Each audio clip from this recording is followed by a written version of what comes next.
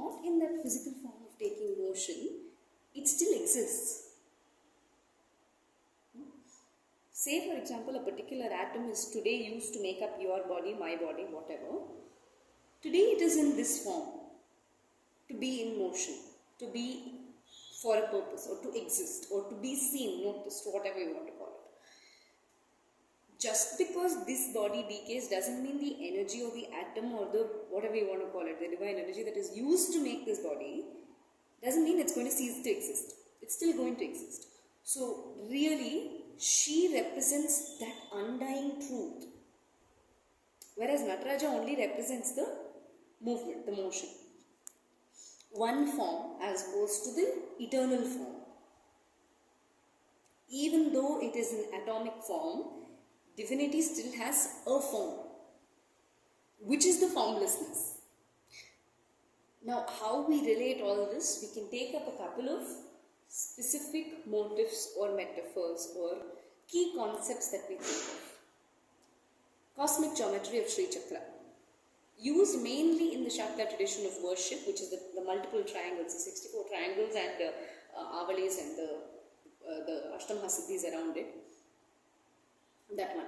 Used mainly in Shakta tradition, but represents both masculine and feminine equally, because according to the cosmos, when you think about it in the formless sense, there is no gender, there is no sex. Correct? When you think of it in the formless sense, both, whether you think of it as two extremes or whether you think of it as two realities, it doesn't matter through the formless. The formless is represented through the form of the geometry, to invoke the energy, not to contain the energy. Sivagami represents that, the fact that you can invoke an energy but you can't contain the energy. Nataraja represents the fact that you can invoke, contain and make it dance to your tunes, quite literally and metaphorically, especially as per the story goes. Great. So we've talked about Sri Chakra. We talked about the Ashtama Siddhis that go around it. We can specifically elaborate on that simply because the blooming of the mind is also represented through the Ashtama Siddhis as the 8 petals around.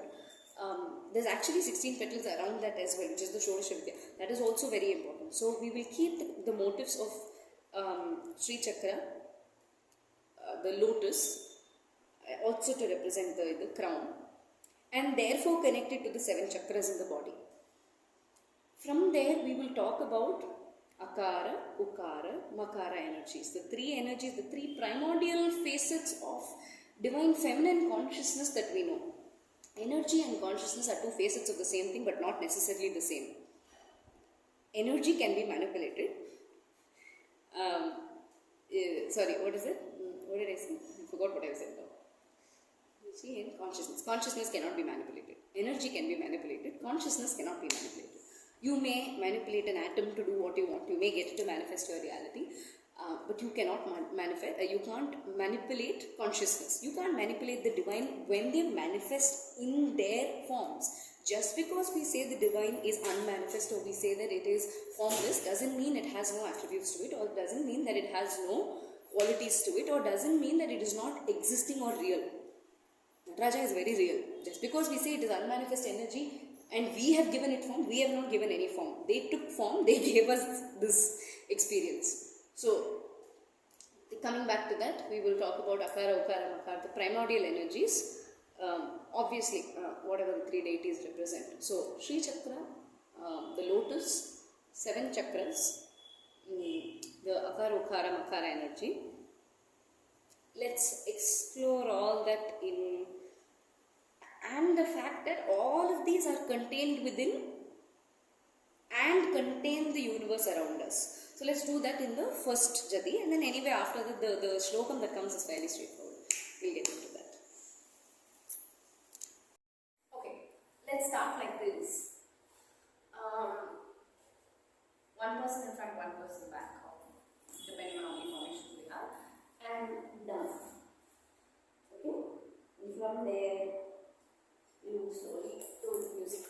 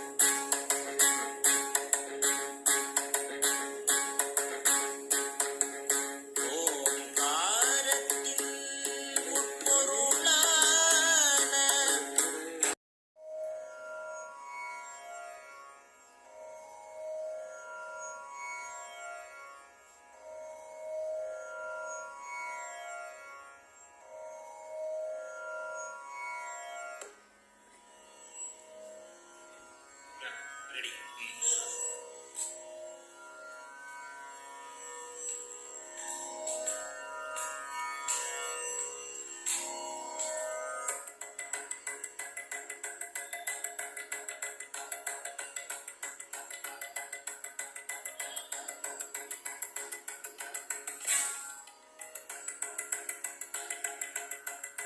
Second person.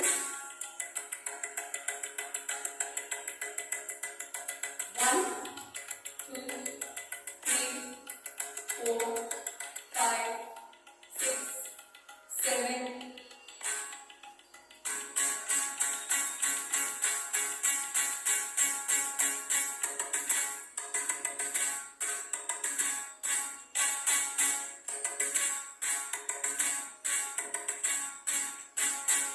One, two, up triangle, two, down triangle.